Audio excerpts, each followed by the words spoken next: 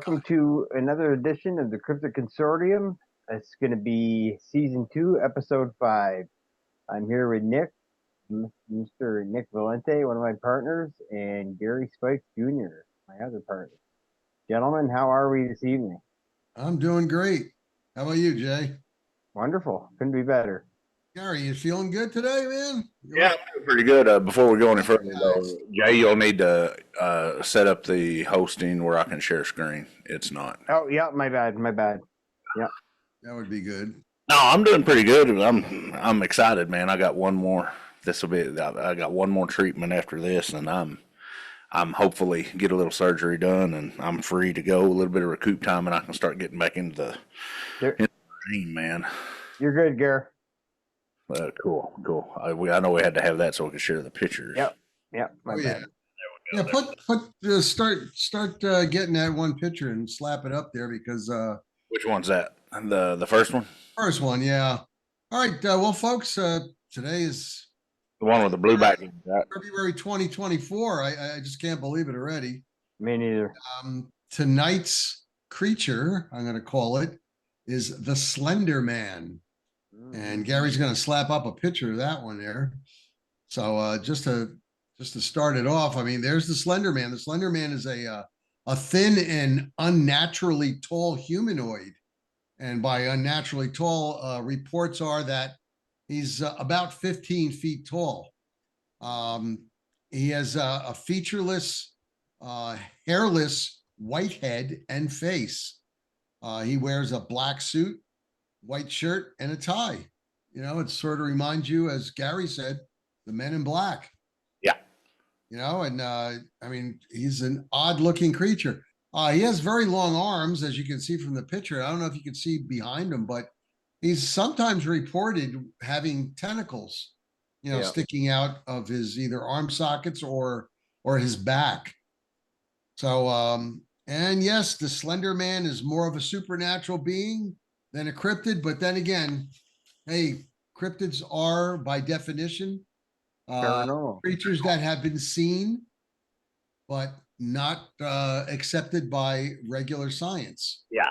So, I mean, we could stick him in the supernatural category or cryptid category, man. He'll fit any place. The stories surrounding the Slender Man feature him stalking, abducting, or traumatizing people, in particular children. So, you might say he's a pedophile type of creature. And once again, yes, the Slender Man first appeared by name in Creepypasta in 2009.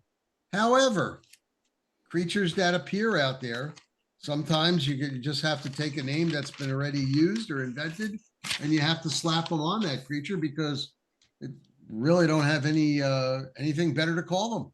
But Slenderman's been around for even longer than 2009 when Creepypasta came out with it. Yep. However, there have been mentions of this exact type of being in newspaper articles that I found. All right. And mostly, as Jay said before we came on the air, and Gary said this too, they're found mostly on the East Coast for some reason and in forest areas. And like I said, this exact type of a being, but it wasn't called the Slender Man, back as far as 1983, appeared in newspapers and newspaper articles, and they had photographs. People actually took photographs of this weird looking thing like we have in front of us right now.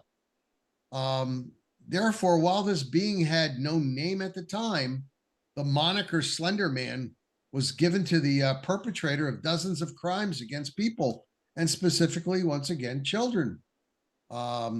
I mean, as the Slender Man seems to favor his wrath on younger ones.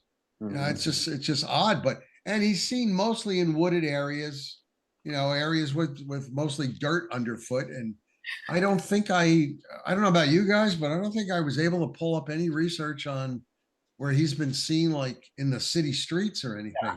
Well, I did. No. Go ahead.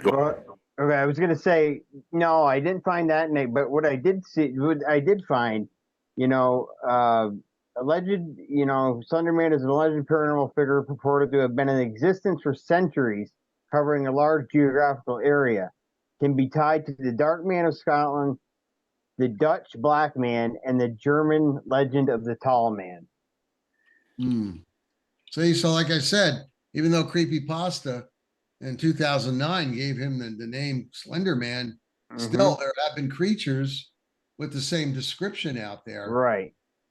Gary, if you find anything like in a city area, like with a 50-foot guy, or in Portland, Oregon, I came across a story of two teenage, well, I wouldn't say teenage, one was 12 and one was like 14 sisters that looked out their window and seen what they call like the Slender Man, but he was, 8-9 feet tall, very slender, and standing underneath a light post and looking up at them. And it was there for like 3 or 4 nights in a row. The dad finally went outside. They called the dad, and the dad went out there and didn't see nothing. My first thought is it could have been a person standing there, and the shadow from the light pole could make him look taller, than he was, because they was on a second story window. But what state was this, Gary? Oregon. Oregon, okay. Portland, Oregon. I did find a couple of other stories like in Massachusetts and stuff, but that was more like shadow people. Like that. Well, I got an answer for you for that one. In Portland, Oregon, you got the Portland Trailblazers basketball team. It could have been one of the basketball team. It could have been their center, and he was just hanging out after a game. The guy's like 7'4", 7'6". Like you said, the shadows made him look bigger. So the big thing for me is the tentacles. When I hear the tentacles, I think of spiritual, like something coming through a dimensional portal, and something behind it. The tentacles just kind of get me. But that was that one, and then I found a lot of Native American references to the stick people or the skinny. But none of them had some of them had a white face, but none of them was wearing a black suit. But here's the whole thing. If this thing is manifesting itself, of course it would manifest itself to something that would be familiar to people of the time. So the Native Americans, it would have been something running. Right. Somebody on the East Coast, it would have been a black suit, say somebody. But I'm going to say this, and we'll get into it later. I think here in Oklahoma, everything that everybody's talking about the Slender Man, because they're saying that it's tall, lanky like the Slender Man, and it's all white. I think that might be a misidentification and or a cross-identification with the rake, because they're known to be tall, slender with the eye. Yeah, except the rake is more opaque. Excuse my rhyme, but Slender Man has been noted to have a suit. I don't know whose tailor is, but my God, that's something. But going back to that one in Oregon, I got an answer for that with the tentacles that you mentioned.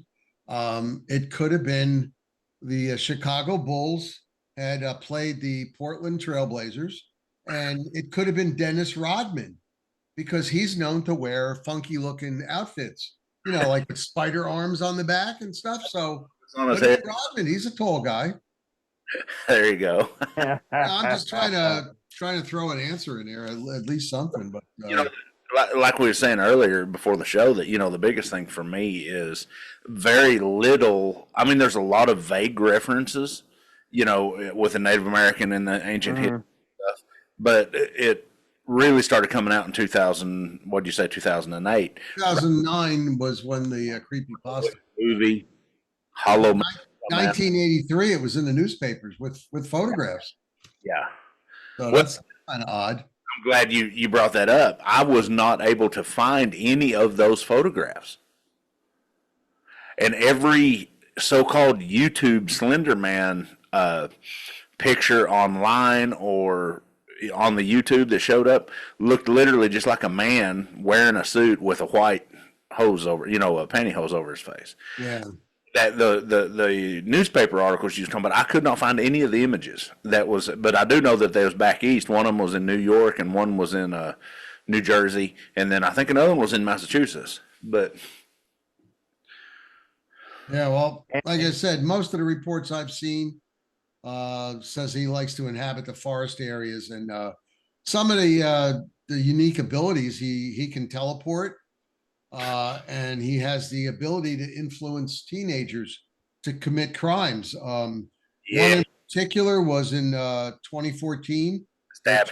12-year-old girls lured another girl into the forest, and they started to stab her. And you guys have any reports on that? I didn't find anything on that. I read that. I actually read that report. That was kind of how would we say? And I actually seen the documentary. I'm big into true crime documentaries and stuff, and I seen that. I've read that. That was kind of gruesome. Well, what happened was they lured this little girl into the forest, started stabbing her. And from what I read, I was reading it right out of the newspaper articles. I believe this happened in Wisconsin.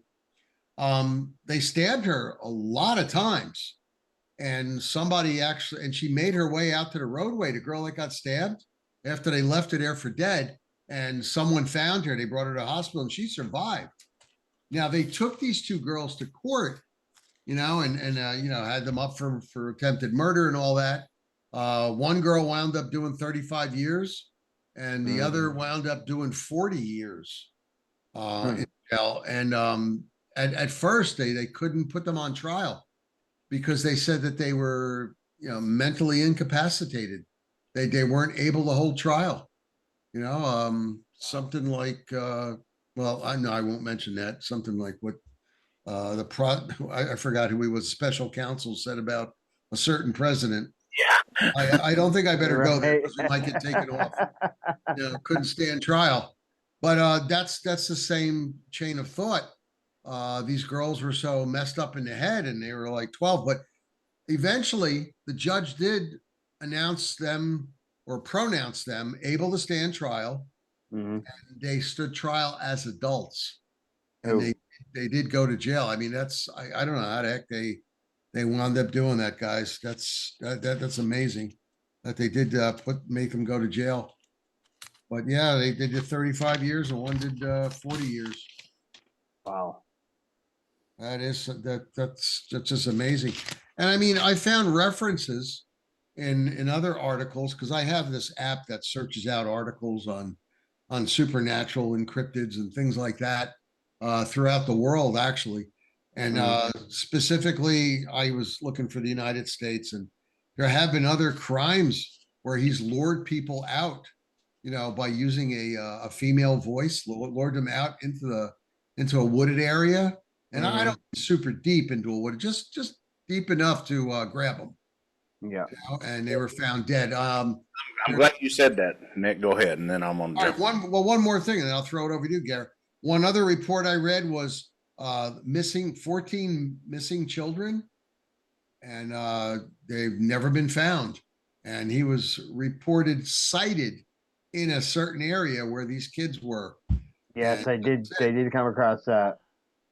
Yeah, I mean Slenderman's been around. Like I said, he's been under other names, but he's out there. Creepypasta wants to say no, he's just a figment of somebody's imagination. But before Creepypasta came out, we had these reports. What do you got, Gary? Well, I was just going to say you brought up two real good points about the children going missing, the female voice, and the final one for me was the name going under their names. If you look way back into Skinwalker, Wendigo sightings, they say that a Wendigo can manifest itself as different animals, not just with the antlers and stuff like that. And you think in the nighttime, antlers could look like tentacles. Wendigos are known to be 15 feet tall and very slender. Right. And the whole thing of using voices and influencing the darkness, I'm glad you brought that up because it led right into the whole everything. It seemed like the farther north I got, like you said, Miss Wisconsin, Minnesota, in the far east. I honestly myself, my own personal how would we say theory on this is this is a spiritual, a physical manifestation of a benevolent spirit, whether it be you want to call it a Wendigo, want to call it a demon, because I mean we Mm-hmm. all the time. I mean, some kind of spirit that would. There's even in the Jeremiah, you know as well as I do. You know, me and Stacy's worked on cases where the you have the gatherer spirit around like a cemetery or a haunted house or a portal, and he's Yep. usually very tall and slender, and his whole purpose is to gather the souls of the people and to kind of. That's right. And there's a lot of similarities in this and physical manifestations. The most famous was the pig man in the insane asylum in, was it Pennsylvania? You know, the guy that would that knocked the nurses down the stairs. He was very tall. When he finally manifested himself after his, you know, as a spirit, he was like 12, 14 feet tall. But I honestly, we'll go through some of these pictures, but I honestly, I agree with Nick that I think that this is a more of a spiritual, benevolent spiritual thing that Yeah. I'm Nick, with you on that for sure. I'd like you to talk about what you was talking about earlier before the show of the. Well, the Tupelo that you mentioned, Yeah. yeah, the Tupelo is something that it's manifested in your mind, and it goes from manifestation in your mind that you're creating something into Mhm. reality. And I was mentioning to you guys that I didn't take my regular team, but this was in the New England states where a woman, her son, and her husband lived in a house up in the New England states. And I don't want to mention them because she's trying to forget the whole deal. And she worked for a corporation, and her job via computer was to create FX characters uh, of such realism, and she had to really use a lot of brain power to try to get something unusual. And she had been doing that for close to 6 weeks. And that's when I received a call that she had running through her house a dogman type of being. It actually sounded more like a werewolf type being because it did have the upper body of a wolf, but the lower body was that of a human. And although it didn't attack anybody, it did cause upset in the household, you know, mentally. It did cause things to be knocked over, you know, like dishes and cups and coffee mugs, knickknacks, pictures. And at one point, it appeared in her bedroom, and her husband was half asleep, and he was waking up seeing it. She was fully awake because she was working on her project, and I guess she was manifesting this. And it appeared in her bedroom, and I got to give the lady credit. She said enough's enough. She got up, she grabbed something heavy from her dresser next to her bed, and went at the thing, and the thing went out the door, down the steps, out the front door, leaving the front door open. And she and her husband ran down the steps after it. Now, we got contacted because they thought it was a dog man. I didn't go down there with my regular team. I mean, you know, my regular team is a bunch of jocked up guys, you know, with firearms and defensive equipment and everything. I went down there because this didn't seem like a dog man at all. I went down there with our supernatural researchers, a couple of my people from the organization I belong to, you know, Dogman organization. And they actually put us up in their living room, which was super huge. It also had doors that closed. And while we were there, and it wasn't that late at night, everybody else had went up to their bedrooms, or the son, the husband and wife went up to their bedroom. It was about 7:30 at night in the summer. It was still sort of light out. We heard noise, and everybody was checking the windows. I decided to go in the hallway, and I noticed that knickknacks were turned around. I noticed that a picture on the wall was crooked. I went up to the stairs. I knocked on their bedroom door, and I asked them, I said, "Were you guys down here?" And she was in bed. She had a notebook. She had a tablet in front of her. The husband was reading a book. I mean, they couldn't have ran upstairs and got in position that fast. So what Gary was saying, he was discussing with somebody, I guess it's the monks up in the Himalayas, the monastery monks up there. They call it a tupla. Mm-hmm. And that's where you manifest something in your brain to such an extent, and you're thinking about it so much, the manifestation becomes physical.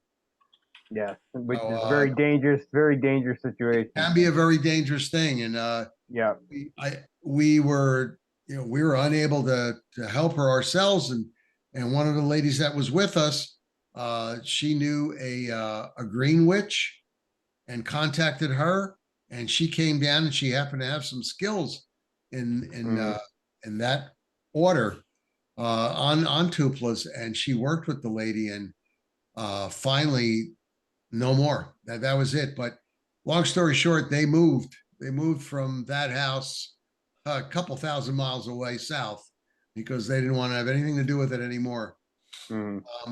Here's a picture that we have up of a depiction of what the Slenderman looked like. And Gary, can you go back one? There was like a circle. Oh yeah, the symbol. Yeah, that's the symbol of the Slenderman. There's the symbol. Ooh. And, in my research, I guess people may have done this, or maybe the Slenderman decided to do it, but on a lot of trees in certain areas in the northeast of the United States, and in a couple of areas in Wisconsin, this symbol was appearing. And I guess it was some sort of a cult at the time, because the Slenderman was really catching on big time. I'm just glad it died off. Well, Nick, I think you brought up a real good point. It wasn't, 3 years ago, the three of us worked on that case. Well, I didn't say work on the case. We actually helped an author that was working on a case where they had taken the picture of the manifestation in front of the little girl, and everybody thought it was a dog man. Yep. Can we say his name? Yeah. Are we I don't know if you want to say his name, but you can say what the picture was. Well, okay. Well, everybody that was looking at it thought it was a dog man, because it was kind of just an opaque picture, but it was a physical manifestation. And I took one look at it, and I was like, fellas, y'all, and I actually pulled up. It was an ancient Sumerian demon. Yep. Or a god. And it had been, just like Nick is saying, it had been kind of terrorizing the local family, and he had actually worked with them for, I think, like 6 months, wasn't it, to help them with this. And then once they was able to, the way I'm understanding it, after we did a follow-up with him, once we established what it was, they was able to get people in there to help them get rid of it. But that thing was even following him home across 2 states. Yeah, that's not good. I mean, as soon as when we looked at that picture, Gary, me and you, I think we're thinking the same thing. Yeah, not freaking good. Yeah, and it took me literally going into one of my books and finding. Yeah, I think the name of I'll say the name of the demon was Esmeralda, something like that. But I guess the point I'm getting at, even like with Nick, you're saying with this symbol. We don't know how far back, I think we would all agree that there are spirits and gods and stuff like that. And we don't know what has been fabricated or what has been brought forward or what has been manifestation. And we don't know what form that they can take. True. Before we leave this symbol, though, I just want to mention something to everybody, just to throw it in your notes if you guys happen to take notes while we do these programs. This symbol here has been found north, south, east, and west throughout the country. All over the states, yes. United States. It was found on grave markers in Louisiana.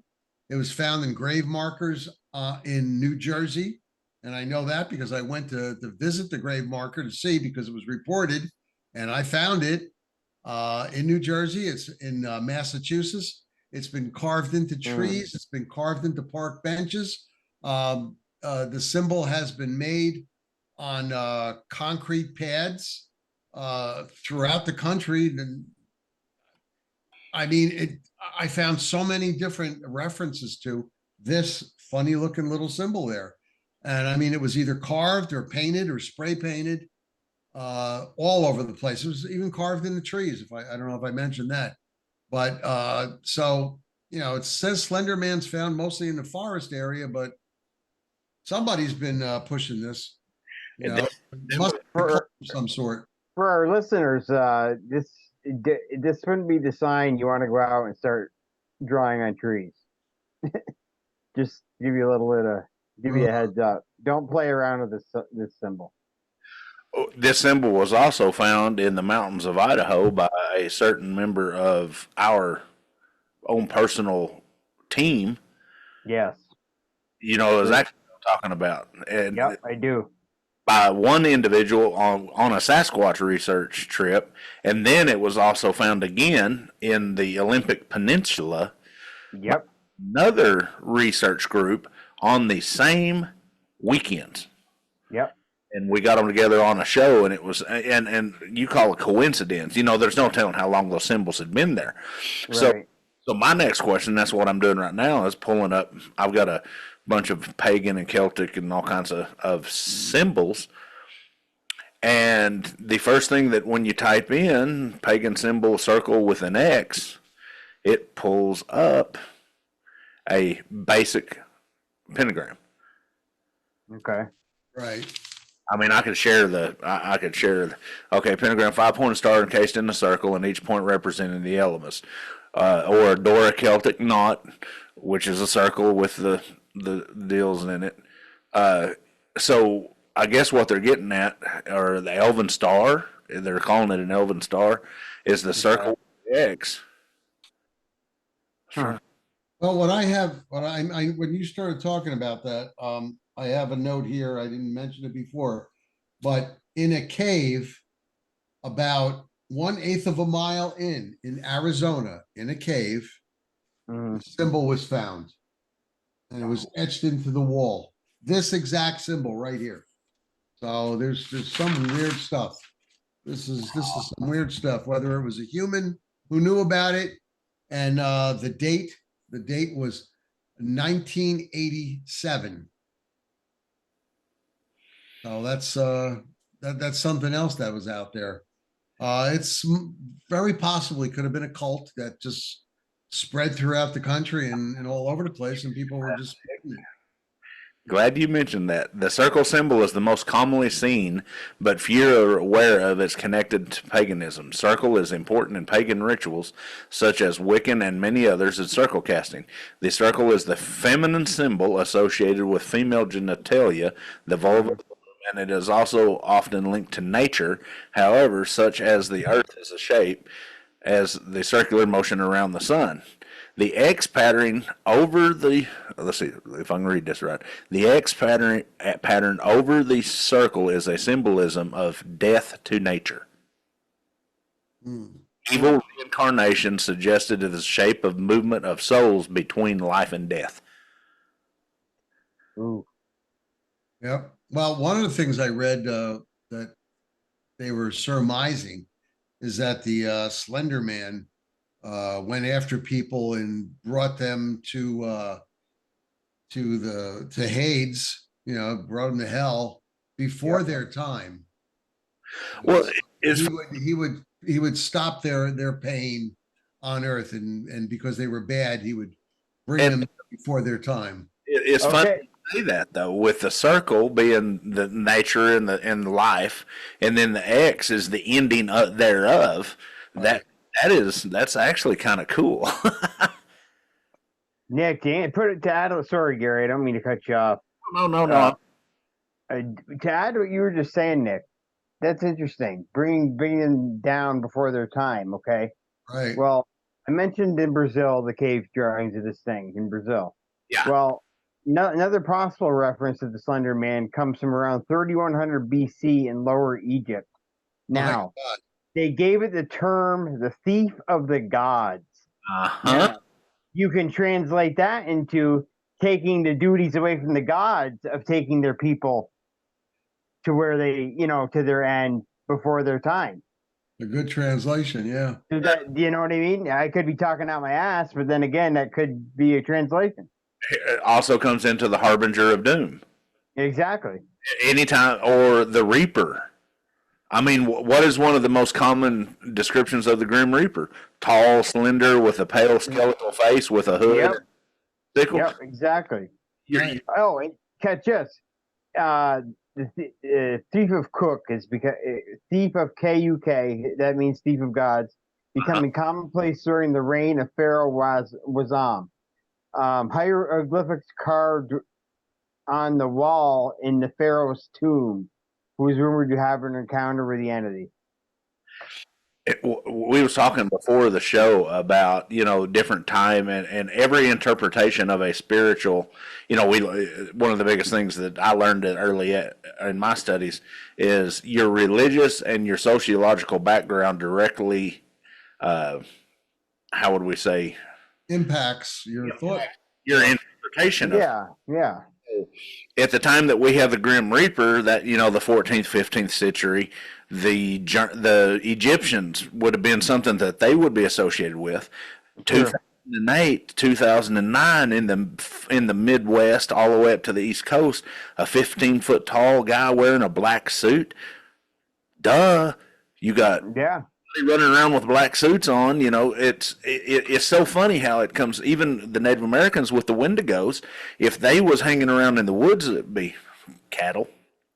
Sorry, elk, deer, bear. The Wendigo is a harbinger of doom. He also feeds on the. Not only does they say he can feed on the human flesh, feed on the soul. He's 15 feet tall.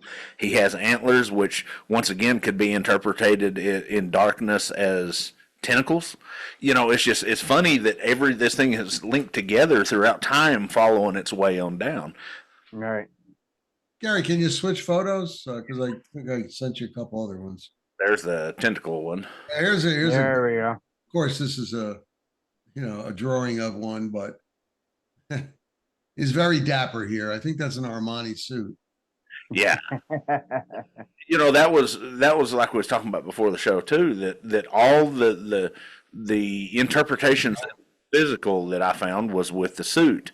And that, I think that's the whole internet thing. I think it could probably manifest itself in many forms.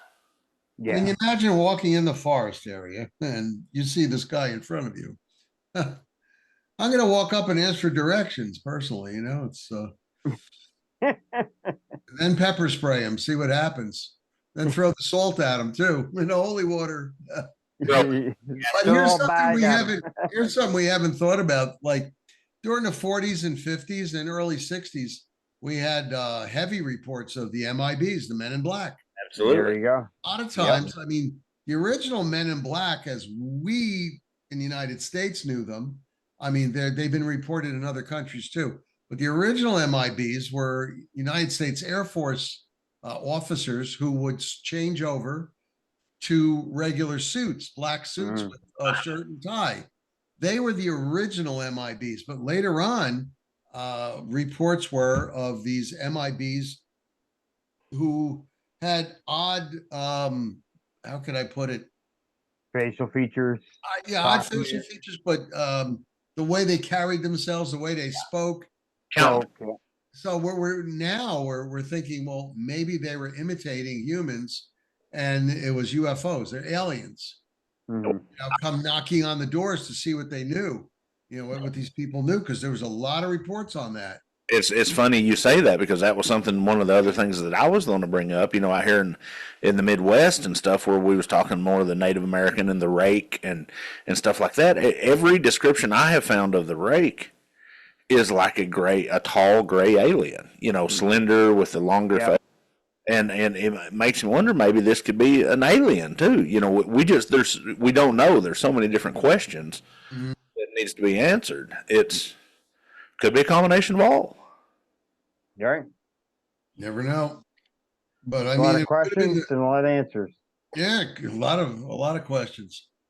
But it could have been a rake that went to Walmart department store, got himself a suit and a tie, and rake them got. But I have a question. If he did go and get a suit and a tie and shoes and all that, how does he know how to tie a tie? A lot of people these days don't know how to tie ties. I mean, no. I went to a buddy's wedding and I was tying everybody's tie over there because they were like, "Oh shit, what are we gonna do?" What do you tie, a double or a single bowler? A couple of guys came with clip-ons, but I see. If you don't wear a tie, you wear a full tie. I can't stand clip-ons. No, there are so many that deal with the symbol. That's the unique thing for me because that same basic symbol can be traced throughout all the way back to the Aramaics, all through pagan. I mean, I was just sitting there reading as y'all was talking. It's in the Egyptian culture. It's in every culture on the earth: pagan, Celtic, Norse, Irish, Native American, and that makes you wonder if maybe this is a basis of something far older.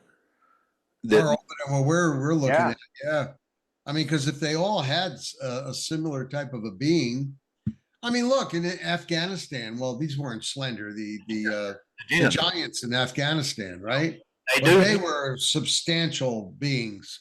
In Afghanistan, they do have something called the jinn, which is a tall, slender that can move exceptionally fast, can portal. The only reason I know that is because I literally just got working on it for our book, for research for one of the books. Mm-hmm. But they do have a creature like this or an entity like this. Yeah. Any other photos that we didn't show, Gary? Oh, that was it. That was it. Okay. Yeah. And like I said, the biggest thing for me, just two of the quirky things for me, was the lack thereof of decent, pictures. And also, we did find some decent reports, but it's almost like the other one that we was working on, the monkeys. That was, how would we say, cult classic? Would that be the way? Right. Or something like that. But the intriguing thing for me is that symbol. I didn't see that symbol until you brought it up, Nick, and then when we're sitting here talking, the similarities of the cultures all the way across. Like I didn't find that out about the Egyptians, but that is true. I remember, remember hearing that. So it makes you wonder. I do have a personal story to tell with this too, but he gave me permission to tell it. But it makes you wonder if this might be like an altered version of the Reaper, of the Grim Reaper, because every culture has it, and they all describe it, except for the tentacles. They've been watching too much damn Harry Potter, I think. The guys that. But did have a very good friend of mine. You both know him. I'm not going to mention his name. That he was in northeastern Oklahoma, and the wife, his wife, and I know her very well. I know her as my best friend's wife, and I know they're not the type to stretch things to, change things up. They seen a tall, slender. He wasn't exceptionally tall, 15, 16 feet tall, but he was probably 6'6", 6'7", wearing dark clothing. They thought it was a Native American because he had long hair, but he was very pale in their driveway one night. And for like 2 nights in a row, they seen the guy. And then when he quit showing up, every person in the house got sick, deathly sick. And my best friend, the husband, got the worst of all because it was almost a lung issue, and they tested the house for mold, they tested the house for everything, and they just kept getting sick. And then the mother-in-law, which would be, of course, the wife's mother, is kind of a Christian lady. They called the preacher over and prayed, and everything got better. They called the guy the sickness guy, but when I was doing this show tonight, I remembered that story and I contacted him, and it got him wondering. He's big into this stuff too, and he goes, and that makes you wonder, especially being around that area of Oklahoma. That's the oldest populated area of white, if you want to say white, Anglo-Saxon peoples. Most of them from Europe. Come to Tulsa first, and then because Tulsa was the first big town prior to Oklahoma becoming a state, and everything else was all Native American territory. But it's just that a personal experience with something similar to this. It's weird how there's so many similarities with all the different stories across the cultures and across the world. And Wendigo, maybe a spiritual Wendigo. I don't know, because there are stories of the Wendigo where they not only eat your flesh, they'll take your soul. Yeah. Skinwalker, we don't know. Everybody talks about skinwalkers on the Navajo Indian Reservation. Native American culture all over New York, Massachusetts. Yeah. The Iroquois, all up through there, and it's just a different name. It's almost the same. Nick, I love how you put it the other day. It's like it's the same thing, just different culture. Yeah, that's all. I mean, they appear all over the place. So, rose by any other name is still a cryptid or a supernatural creature of some sort. I still reserve my right as a United States citizen, as a cryptid hunter. I'm going to treat it just like a dog man. I don't know how many bullets it'll take, but I know how many I'll use. All of them. And then some. And then some. I'll be like, the guy on Predator with a chain gun, just sit there and empty and just keep running the thing. Yeah.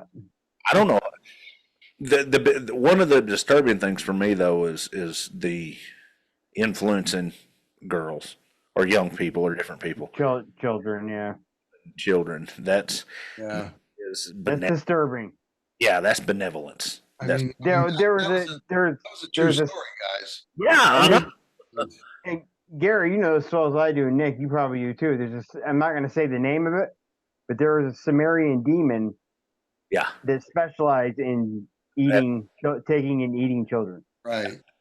And I mean, we haven't covered them yet, but one of the cryptids that I want to run is the Pumpkinhead kids out in New York and Pennsylvania. And if you dig into that, around the so-called insane asylum stuff, there was an entity like this involved in it. Oh, okay. But we'll get into that later. That's more kind of. I mean, it's a cryptid. They say that they seen them. The extra large heads and stuff. We'll get into that'll be another show. But it just the melon heads. Melon heads. Thank you. Melon. Yeah. There's a lot of reports on that. A lot of them. It had it in Ohio, so I mean they're all over. Yeah. We should probably save that one for Halloween. That'd be a good one for Halloween. That'd be a good one for Halloween. That's about 6 months off, but yeah, we could do it then. We got plenty of cryptids to cover. I mean, my buddy just sent a list of cryptids that he's been finding. He sent me a list of about 40 I've never even heard of. Beautiful. Oklahoma. Right. The crocodile man. Yeah. Oh. In Louisiana, and in the Oklahoma octopus. Yeah, that was I've heard of that. Octopus. I mean, seriously, come on. I already did a show on this about 4 years ago. I can tell you exactly what it is. Ball of cottonmouths when they're breeding season, they'll ball up and they'll drag you under. I watched a buddy of mine get bit 26 times. Jeez. I've literally been in the water noodling, and my dad, or not senior, the old man, reached over and hit me on the back of the head because he was in the boat next to me and says, "Don't move." And when I look over my shoulder, about 30 of them just floating down. Literally, just, if you ever watch the movie Lonesome Dove, that's a true deal. And snakes, you're saying? Yeah, snakes in the mating season, they'll ball up in the water, and the males will start fighting each other, and they're hyper aggressive. There could be up to 50 snakes in a ball of them, and they'll just literally float around in the lakes. We've had multiple just in the last 4 or 5 years. People be skiing and get hit, hit a ball of them. It's and that's the whole octopus thing, because there is not a single body of water in Oklahoma. There's one lake that's not man-made, so we can you can throw the. Matter of fact, me and Dan Nadroyo, Jeremiah, did you do that show with us? I don't know. I don't think I did it with you guys, but I was around when you guys did it. We were all doing our thing together. Yeah. There's all kinds of cryptids out here. I mean, the stuff that I've never even heard of. It's well, guys. That's what we do on this Cryptid Consortium is we don't Absolutely. do the everyday cryptids. We do the oddball cryptids Yep. or supernatural being. And so far, we've been pretty successful at it, and we've hit some really interesting ones. But the melon head ones, might as well tell the audience it's coming, most likely in August. And that's a really interesting one, guys. I've got some. Yeah. I investigated that about 3 years back, and I've got some theories on that myself. Did you go investigate the one in like Western Pennsylvania or New York? New York? Okay, because Yeah, it was New like York. Western Pennsylvania, New York. New York was the original one. Yeah, and I also went to Ohio, and I've got some really good theories on what it really was. And The New York one that was on a certain. It was a blacktop road, wasn't it? That went in between two highways. Or is that the? Mm, Anyways, we'll get on it. no, yeah. I don't want to give it all away, but no, it wasn't a blacktop road in New York. Oh, what'd you call this? Where you manifest something with your brain, like a tupla or something like that? Tupla. Y'all, Nick, you had a good idea before we started the show. Maybe if I think hard it long enough, maybe I can get me a tupla of a good-looking blonde with some big old, some nice eyeballs. Eyeballs, yeah. No, I'll do that. She'll come out as a vampire.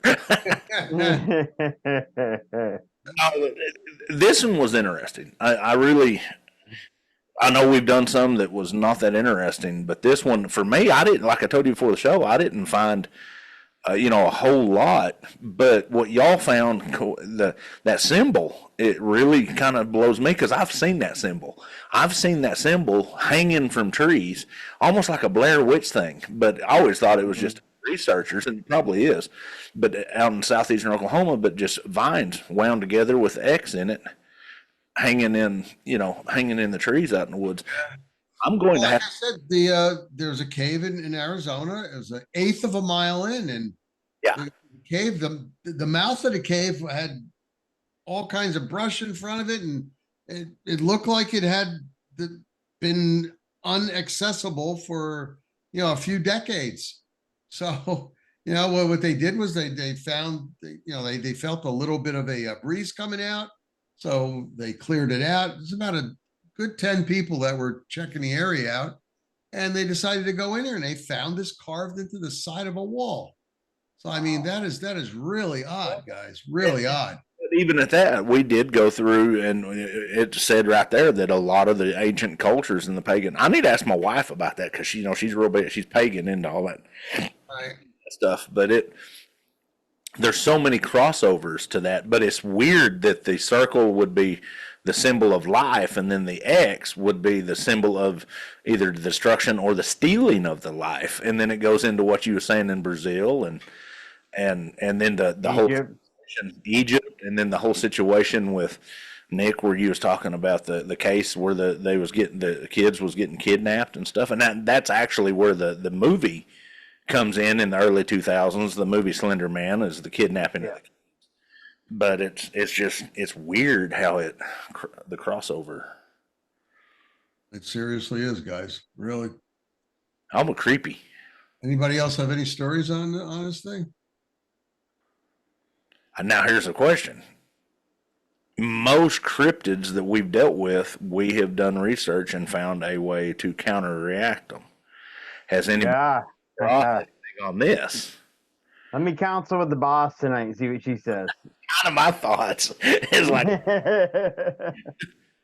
I don't have an explanation for it because it has appeared over the years, over the decades, over hundreds of years, in one form or another, or one different name or another. It has appeared. It's appeared over the Atlantic on the other side. I mean, I don't have an idea of what this thing could possibly be, except possibly an alien of some sort that is chilling out on Earth and keeps coming back and doing things because.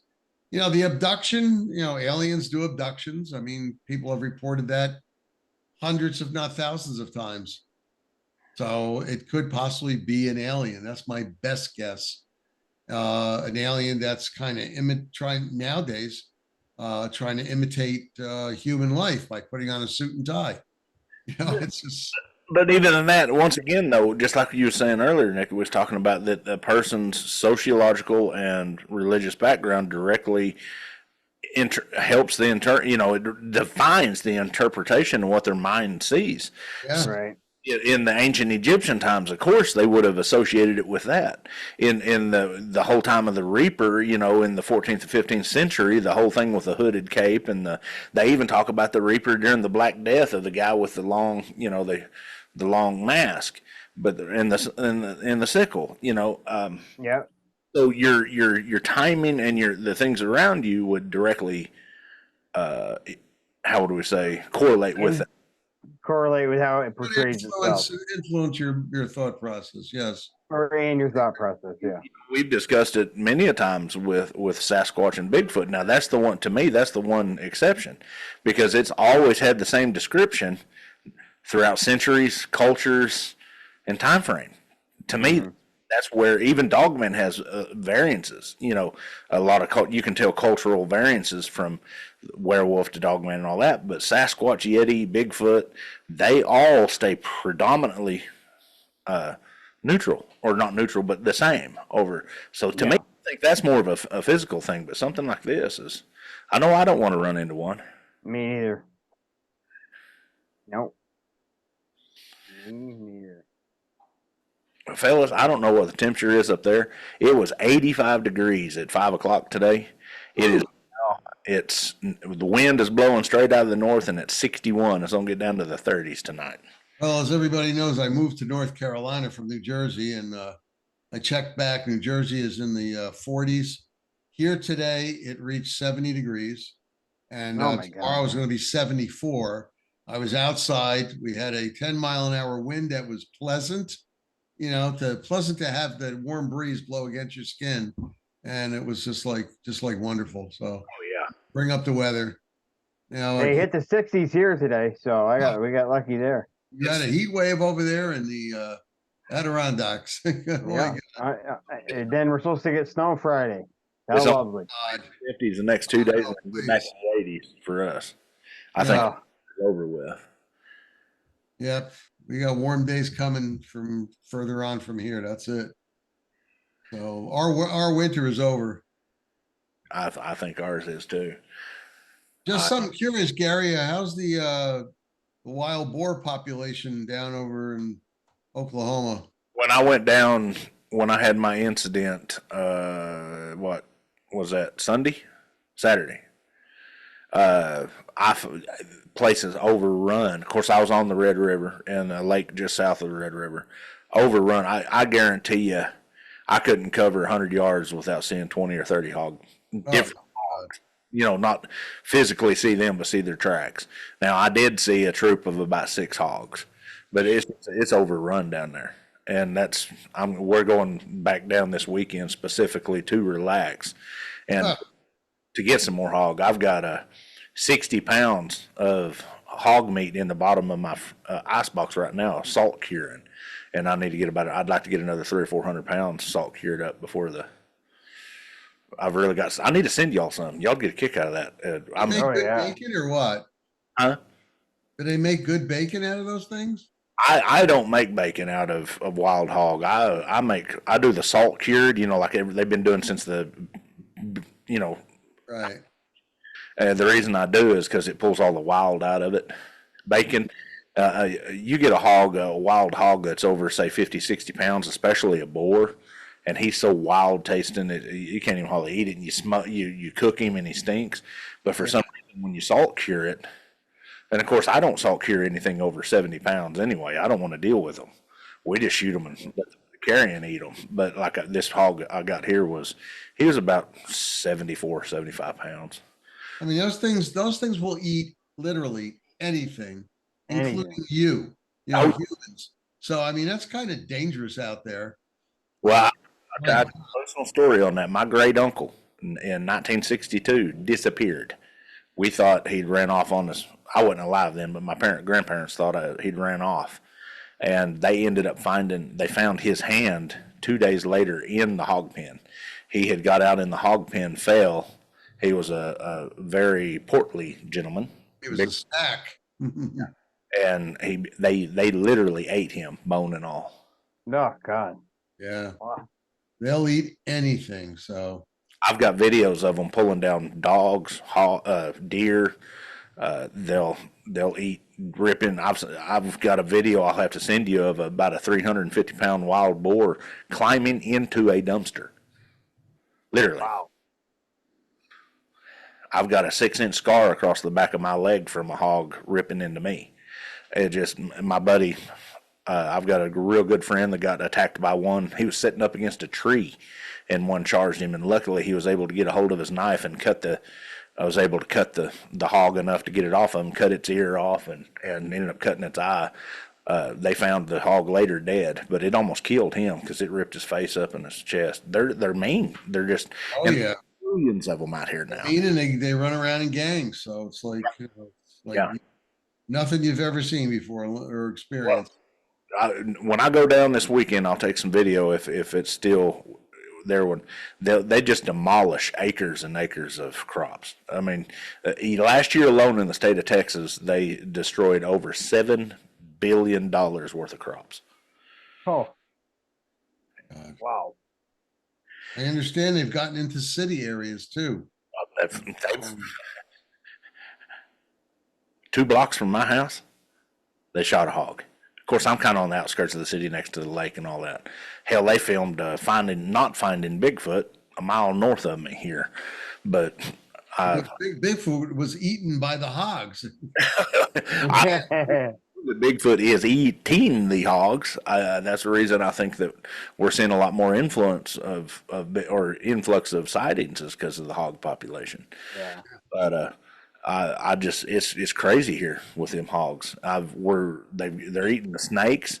Wherever there's hogs down there, there's not near as many snakes because they'll eat snakes. They're eating the acorns. They eat squirrels. They just eat everything. And people don't understand that one female hog can have 3 litters a year, up to 22 pups. Oh my God. That's unreal. 22 piglets 3 times a year. Oh God. Yeah. You're talking 60 of them. One could make 60 a year. Here's the thing. A female piglet can have her first litter at 4.5 months old. Wow. Woof. There's a very good documentary. If you ever want to see it, there's a documentary on YouTube called The Pig Bomb, PIG Bomb, about Oklahoma and Texas. And it's crazy. It's bad enough now that they're trying to do a genetic, pretty much a genetic poison to make them sterile. Because we believe me, it's a heyday out here. You can come out here without even a hunting license and just pop and drop. Yeah. And it doesn't make it, it's not even making a dent. I myself was working with a program with 3 other guys, and in 1 year we trapped over 4,000 hogs, and I don't think we made a dent. Wow. It's crazy. It's farther south you go, the worse it is. San Antonio south of King's Ranch, of all things, down on the coast, is getting overrun with hogs. Yeah. There's helicopters. That's a problem.